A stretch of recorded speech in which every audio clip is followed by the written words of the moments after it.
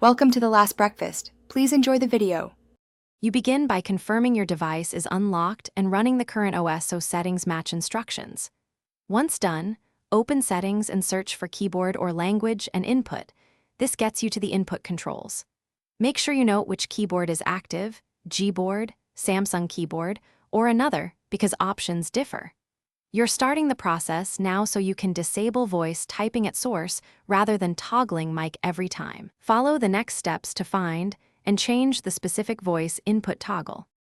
You tap the active keyboard entry to open its settings, because voice input controls live inside the keyboard app.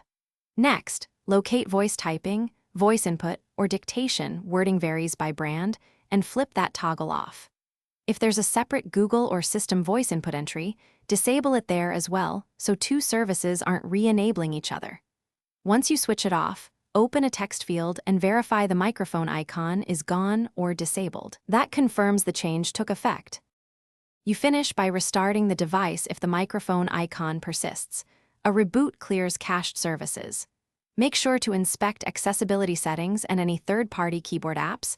Some include their own dictation toggle, and disable voice features there too.